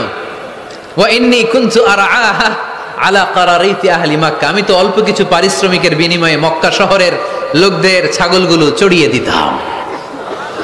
সুবহানাল্লাহ বলতে অনেক কষ্ট হয়েছে। বিশ্বনবী ছাগল চড়িয়ে খেতেন। কি নবী ছিল আমার! আহা, এত সুন্দর মানুষ, এত পরিচ্ছন্ন মানুষ, ছাগল চড়াতেন। অহংকার করতেন না, বিশ্বনবীর অহংকার ছিল না। সুবহানাল্লাহ পড়েন। শুধু কি বিশ্বনবী, সব নবীকে দিয়ে আল্লাহ ছাগল চড়িয়েছেন। কারণ ছাগল হচ্ছে খুব টেরা একটা প্রাণী, তাই না? ছাগল এত টেরা, ছাগলের গলার রশি ধরে যদি আপনি ডানে টান দেন, এটা কোন দিকে যাবে? বায়ে টান দিলে, সামনে টানলে, পিছনে টানলে পারা যায় কিছু? ভাবলেন সারা সপ্তাহ ব্যস্ত থাকি, আজকে আমার ছুটি, আমিও গোসল করি, এটারও গোসল করাই। রশি ধরে আপনি পুকুরে নামাবেন, এটা ওর বাপের কিরা এমনি দাঁড়াবে, ঠিক কিনা? ওরে টেনে নামানো যায় না। এর কারণ ওর নাম কি? কথা কয় না। এজন্য আমরা বলি পাগলে কিনা কয়, ছাগলে কিনা খায়। ও বুঝে না তো, ওর ভালো চাইলেও বুঝতে চায় না। আল্লাহ বুঝাতে চাইলেন নবীরা ছাগল চড়াও, সবচেয়ে টেরা প্রাণী। ছাগল চড়ায় তোমাদেরকে ট্রেনিং পিরিয়ড শেষ করছি, কারণ এরপরেও ছাগলের চেয়ে আরেকটা টেরা প্রাণী আছে মানব জাতি, এদেরকে চড়াইতে হবে। যদিও মানুষ আশরাফুল মাখলুকাত, কিন্তু মানুষের মধ্যে ছাগলের চেয়ে টেরা কিছু আছে না নাই? উলাইকা কাল আনআম বাল হুম আদাল, এরা ছাগল নয়, এগুলো ছাগলের চেয়েও নিকৃষ্ট। চিল্লায় বলেন ঠিক কি না? এমন কোন নবী নাই যেই নবী ছাগল চড়ায় নাই। সুবহানাল্লাহ পড়তে হবে। সব নবীরা কাজ করে খেয়েছেন। সাইয়েদনা আদম আলাইহিস সালাম, ইব্রাহিম আলাইহিস সালাম চাষাবাদও করেছেন। সাইয়েদনা মুসা আলাইহিস সালাম চাষ করেছেন। দাউদ আলাইহিস সালাম নিজ হাতে বর্ম বানিয়েছেন, ছুরি বানিয়েছেন। আওয়াজ করে পড়েন সুবহানাল্লাহ। তাহলে কাজে কোনো লজ্জা আছে? লজ্জা কিসে? আর আজকের মাহফিল থেকে অলসতাকে আমরা কি বলে দিয়েছি? কাজের সময়, নামাজের সময় কাজে কোনো লজ্জা নেই। বিশ্বনবী সাল্লাল্লাহু আলাইহি ওয়াসাল্লাম কাজ করে খেতে বলেছেন। প্রিয় ভাইয়েরা, বেশিরভাগই এখানে ফ্যাক্টরি ওয়ার্কার। আপনারা হাত তুলে আমাকে জানান দিয়েছেন শুরুতে। কর্মজীবী মানুষদেরকে বিশ্বনবী এত ভালোবাসতেন, মেহনতি মানুষদেরকে এত পছন্দ করতেন। বিদায় হজের ভাষণেও বাদ যায়নি মেহনতি মানুষদের কথা। তিনি বলেছেন, খবরদার খারাপ আচরণ করবে না। নিজেরা যা খাবে তাদেরও তা খাওয়াবে, নিজেরা যা পড়বে তাদেরকেও তা পড়াবে। আতুল আজিরা আজরাহু ক্বাবলা আইয়াজিফা আরাকু, সুনানি ইবনে মাজার হাদিস। শ্রমিকের ঘাম শুকিয়ে যাওয়ার আগে তার পারিশ্রমিক দিয়ে দাও। আবার বিশ্বনবী বললেন, খবরদার সালাসাতুন আনা খাসমুহুম, কিয়ামতের দিন 3 শ্রেণীর ব্যক্তির বিরুদ্ধে আমি আল্লাহ নিজে মামলা দায়ের করব। এক শ্রেণীর ব্যক্তি হচ্ছে রাজুলুন ইস্তাওফা আজিরান, ইস্তাআজারা আজিরান ফাস্তাওফা মিনহু ওয়া লাম ইয়াতি আজরা। যে ব্যক্তি শ্রমিক ভাড়া করে কাজ করালো কিন্তু তার টাকা দেয় নাই, তার পারিশ্রমিক দেয় নাই, আল্লাহ বলেন কিয়ামতের দিন তোর বিরুদ্ধে আমি দাঁড়াবো। I will be against you in the day of judgement. কেউ তোরে কিয়ামতের দিন সাহায্য করে ছুটাতে পারবে না। এজন্য খবরদার, শ্রমিকদের সাথে খারাপ আচরণ করবেন না। আবার শ্রমিক ভাইরাও যারা আছেন, আপনাদের ডিউটি যত ঘন্টা ঠিক তত ঘন্টাই পালন করতে হবে, তা না হলে কিন্তু আপনাদের উপার্জন হালাল হবে না। বিশ্বনবী সাল্লাল্লাহু আলাইহি ওয়াসাল্লামের সাথে বিশ্বনবী সাল্লাল্লাহু আলাইহি ওয়াসাল্লামের কর্মচারীর কি ঘটেছিল এই ঘটনাটা বলেই আজকে আমরা শেষ করব। আওয়াজ করে পড়েন ইনশাআল্লাহ। আমরা অনেকে মাইক পেলে বড় বড় ভাষণ দেই, কাজের মেয়েদের সাথে খারাপ আচরণ করবেন না, শ্রমিকদের অধিকার, নারীদের অধিকার, বড় বড় এরকম বক্তব্য আছে না নাই? বিশ্বনবী শুধু শ্রমিকদের অধিকারের কথা বক্তব্যের মধ্যে সীমাবদ্ধ রাখেন নাই, ওনার ব্যক্তিগত জীবনেও এগুলো পাবেন। বিশ্বনবী সাল্লাল্লাহু আলাইহি সাল্লামের অ্যাপয়েন্ট করা শ্রমিক, ওনার দাস, ওনার কর্মচারী সাহাবীর নাম ছিল আনাস রাদিয়াল্লাহু তাআলা আনহু। কি নাম ছিল? উনি বিশ্বনবীর ব্যাপারে কি কমেন্টস করছে আমরা শুনে আজকের আলোচনার ইতি টানবো। আওয়াজ করে পড়তে হবে ইনশাআল্লাহ। সাধারণত কর্মচারীরা মালিকের বিরুদ্ধে ভালো কথা বলে ইল্লা মাশাআল্লাহ। অনেক মালিক আছে অনেক ভালো, তাদের ব্যাপারে আবার ভালো বলে।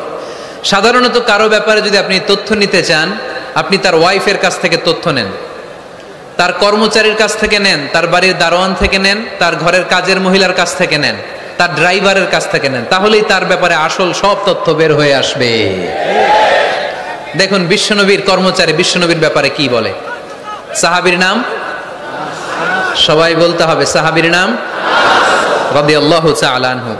উনি বললেন, বিশ্বনবী যখন মক্কা থেকে মদিনায় হিজরত করলেন, হাজার হাজার মদিনাবাসী বিশ্বনবীর সাথে দেখা করতে গেল। যারাই দেখা করে সবাই বিশ্বনবীর হাতে কিছু না কিছু হাদিয়া দেয়। যারাই দেখা করে হাতে করে বিশ্বনবীর হাতে কিছু না কিছু দিয়ে দেয়। সুবহানাল্লাহ পড়ে। তাহাদাও তাহাব্বু, একে অপরকে হাদিয়া দিবেন, মহব্বত বাড়াই দিবে কে? হাজবেন্ড স্ত্রীকে গিফট করবেন, স্ত্রী আবার হাজবেন্ডকে গিফট করবেন, বন্ধু বন্ধুকে গিফট করবেন, গার্লফ্রেন্ড আবার বয়ফ্রেন্ডের গিফট করতে যায় না, তাহলে ভেজাল আছে না নাই? চেক এন্ড ব্যালেন্স করতে হবে। আমি প্রায় বলি, ভালোবাসবেন জায়গা মতো। স্ত্রীকে ভালোবাসলেও সওয়াব আছে না নাই? স্ত্রীর সাথে অন্তরঙ্গ সময় কাটালেও সওয়াব আছে না নাই? কিন্তু এই সময় যদি শালীর সাথে কাটান, ঝামেলা আছে না নাই? ভাবির সাথে কাটালে ভেজাল আছে না নাই? যারাই বিশ্বনবীর সাথে দেখা করে সবাই বিশ্বনবীর হাদিয়া দেয়। সাইয়েদনা আনাস রাদিয়াল্লাহু তাআলা আনহু বর্ণনা করেন, আমার আম্মা যেন দেখা করতে আসলেন আমাকে নিয়ে, আমি ছোট্ট আনাস। আমার আম্মা জান দেখলেন, লাম ইউবকি রাজুলুন ওয়ালা ইমরাআতুন মিনাল আনসার ইল্লা আতহাফাকা বিতুহফাতিন ইয়া রাসূলুল্লাহ। আমার আম্মা এসে বলে, ও রাসূলুল্লাহ, মদিনার যারাই আপনার সাথে দেখা করতে আসলো সবাই এসে আপনারে হাদিয়া দেয়। ওয়া ইন্নী লা আকদিরু আলা মা উতহিফুকা বিহি। ও নবী, আমার তেমন কোনো সাধ্য নাই যে আমি আপনারে হাদিয়া দেব, আমার কাছে কোনো টাকা পয়সা নাই। ছোট্ট ছেলে আনাস রে নিয়ে এসে বলল, ইয়া রাসূলুল্লাহ, মদিনার সব লোকের আপনার সাথে দেখা করে আর হাদিয়া দেয়। আমি গরিব মানুষ, আমি আপনারে কি হাদিয়া দেব গো নবী? আমার তো হাদিয়া দেওয়ার মতো কিচ্ছু নাই। ইল্লা ইবনি হাদা, আমার নাড়ছেরা ধন, আমার কলিজার টুকরা সন্তান এই আনাস ছাড়া আমি আমার কলিজার টুকরা সন্তান আনাস রেই আপনারে হাদিয়া দিয়ে দিলাম। খুদ হাদা ইয়া রাসূলুল্লাহ, আমার সন্তান আনাসকে আপনি নেন। ইয়াখদুমুক মা বাদালাক, সে যদ্দুর পারে আপনারে খেদমত করবে। সাইয়েদনা আনাস বলেন, সেদিন থেকে আমি বিশ্বনবীর খাদেম। কি আর খেদমত করব, নবীর মেসওয়াক এনে দেই, জামা এনে দেই। 10 বছর খেদমত করার পরে বিশ্বনবীর খাদেমের মুখে শুনুন বিশ্বনবী কেমন আচরণ করতেন সাইয়েদনা আনাস রাদিয়াল্লাহু তাআলা আনহুর সাথে। সাইয়েদনা আনাস বলেন, খাদিমতু রাসূলুল্লাহি 10 সিনিন, 10টি বছর আমি আমার বিশ্বনবীর পেয়ারা নবীর খেদমত করলাম। ফামা দারাবানি, একদিনের জন্য বিশ্বনবী আমার গায়ে হাত তোলে নাই, পড়েন সুবহানাল্লাহ। ওমা সাব্বানি, একদিনের জন্য আমার গালি দেয় নাই, বকা দেয় নাই। ওমা আবাসা ফি ওয়াজহি, একদিনের জন্য বিশ্বনবী বিরক্তির চেহারা নিয়ে আমার দিকে তাকায় নাই, ভ্রু কুচকে এরকম আমার দিকে তাকায় নাই। আমরা রেগে গেলে, বিরক্ত হলে কি করি? আমাদের ভ্রুগুলো কুচকে যায়। আনাস রাদিয়াল্লাহু তাআলা আনহু বললেন, একদিনের জন্য আমারে পিট্টি দেয়া তো দূরের কথা, আমাকে পিটানি দেয়া তো দূরের কথা, আমাকে মারে নাই, আমাকে গালি দেয় নাই, কোনোদিন আমার দিকে বিরক্তির সাথে তাকায় নাই। ওয়ালা ক্বালা লি লিমা সানাআতা ওয়ালা লিমা লা সানাআতা, কোনোদিন এও বলে নাই আনাস এটা কেন করলা, ওইটা কেন করো নাই। চিৎকার করে পড়েন সুবহানাল্লাহ। এজন্য বিশ্ব নবীর মতো আমাদেরকে আমাদের শ্রমিকদের সাথে, অধীনস্থ কর্মচারীদের সাথে আচরণ করতে হবে। রাজি আছেন তো সবাই? ইন্তেকালের আগে বিশ্বনবী সাল্লাল্লাহু আলাইহি সাল্লাম 2টা কথা বললেন। কয়টা? 1 নম্বরে বিশ্বনবী সাল্লাল্লাহু আলাইহি সাল্লাম বললেন আসসালাত, আসসালাত, নামাজ, নামাজ, উম্মতেরা নামাজ, নামাজ ছেড়ে দিও না। 2 নম্বরে বিশ্বনবী বললেন ওয়ামা মালাকাত আইমানুকুম, খবরদার অধীনস্থ কর্মচারীদের সাথে খারাপ আচরণ করো না। আমরা খুব দুঃখের সাথে লক্ষ্য করেছি, পত্রপত্রিকায় এসেছে, মানবাধিকার কর্মী, নারী আন্দোলনের কর্মী মাইক পেলে বড় বড় ভাষণ দেয়, আপনারা কর্মীদের সাথে ভালো আচরণ করবেন, কাজের মেয়েদের সাথে ভালো আচরণ করবেন, কিন্তু ওদের বাড়িতে এই কাজের মেয়েরা নির্যাতিত হয়, চিল্লায় বলেন ঠিক কিনা? আহা, পত্রিকার রিপোর্ট দেখে অবাক লাগে। খুন্তি দিয়ে চুলায় লোহা গরম করে পিঠে শেক মেরেছে, এরকম আছে না নাই? বিশ্বনবী সাল্লাল্লাহু আলাইহি সাল্লাম বলেছেন খবরদার, কিয়ামতের দিন তাদের বিরুদ্ধে আল্লাহ মামলা দায়ের করবে। আমরা যেন কখনো আমাদের অধীনস্থ কর্মচারীদের সাথে খারাপ আচরণ না করি। আল্লাহ তুমি তৌফিক দাও, আমরা পড়ি আমিন। এজন্য শ্রমিক মালিকের সম্পর্ক হচ্ছে চেক এন্ড ব্যালেন্সের সম্পর্ক। যারা শ্রমিক তাদের দায়িত্ব হচ্ছে মালিকের যে হক সেটা আদায় করা, যত ঘন্টা তার সাথে চুক্তি হয়েছে তার পুরোটা আদায় করা। আর মালিকের উচিত অধীনস্থ কর্মচারীদের সাথে ভালো আচরণ করা। আমরা যেন এই চেক এন্ড ব্যালেন্স করতে পারি, আল্লাহ তুমি তৌফিক দাও। যে আয়াত দিয়ে শুরু করেছি ওই আয়াত দিয়ে শেষ করব। আল্লাহ বলেছেন ফাইদা কুদিয়াতিস সালাতু ফান্তাশিরু ফিল আরদ, যখন নামাজ শেষ হয়ে যায় জমিনে ছড়িয়ে পড়ো, রিজিক তালাশ করো। আবার নামাজের সময় হলে মসজিদে চলে আসো। তার মানে কাজের সময়, আওয়াজটা ছোট হয়ে গেল, চিল্লায় বলতে হবে, কাজের সময়, নামাজের সময়। পরিশ্রমে কোনো লজ্জা নেই, লজ্জা হলো আর অলসতাকে আজকের মাহফিল থেকে আমরা সবাই কি বলে দিলাম, মনে থাকবে সবার। একজন ভাই আজকের এই কাশিমপুর হাই স্কুল মাঠকে সাক্ষী রেখে শাহাদা বাক্য পড়ে মুসলমান হতে চায়। আমরা খুশি না বেজার? আমাদের আমলনামায় সওয়াবও আছে, গুনাহও আছে, কিন্তু এই ভাইটা শাহাদা বাক্য পাঠ করার পর থেকে নিষ্পাপ, তার আমলনামায় কোনো গুনাহ নাই। চিল্লায় বলেন ঠিক কিনা? আমাদের ইসলাম ধর্মে তাকে স্বাগত, আমরা সবাই পড়ি আলহামদুলিল্লাহ।